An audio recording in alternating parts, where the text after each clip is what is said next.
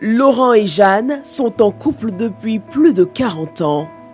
En 1979, au détour d'une fête entre amis, Laurent tombe sous le charme de celle qui est aujourd'hui la mère de ses enfants. Pour ravir son cœur, Laurent l'amoureux aura joué son va-tout. Je la voyais passer.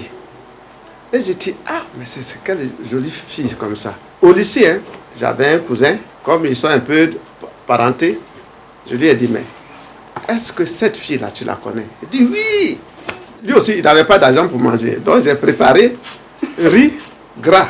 Il est venu manger, je dis, bon, accompagne-moi chez elle. Et puis, j'ai dit, elle habite avec qui? Il dit, elle habite avec son grand frère. Mais son grand frère allait passer le bac à Bien. J'ai dit, oh, ça tombe bien, allons. À l'époque, séduire, c'était tout un rituel. Voilà les vacances. Elle est partie. Et il y avait une soirée. Et j'ai fait une lettre. Et j'ai remis la lettre. J'ai dit, si tu vas là, il faut remettre à Anne. Et il est parti. Il a remis la lettre à son papa. Voilà la lettre qu'elle a. Je vais vous la lire. À toi, mon amour, mon Laurent qui m'écrit comme ça.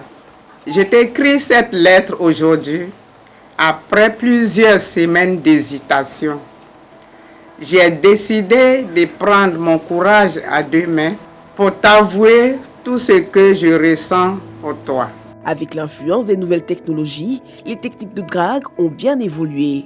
Je l'appelle d'abord au téléphone et je lui avoue mes sentiments au téléphone. Elle m'a dit que c'était au téléphone, elle ne voulait pas que ça soit au téléphone. Il fallait que je vienne et qu'on en parle. L'amour se vit via souvent un tic où on s'envoie des vidéos d'amour, des chansons d'amour. C'est ce qui renforce encore un peu plus le couple. La patience d'hier fait place à l'instantanéité. Une story, un emoji et le tour est joué. Les algorithmes rapprochent parfois au détriment de la profondeur et de la sincérité. Aujourd'hui, à travers les réseaux sociaux, la proportion d'être dragué est encore plus élevée. Dans l'imaginaire des uns et des autres, il y a toujours mieux ailleurs. Si tu ne veux pas de moi, ben quelqu'un d'autre voudra.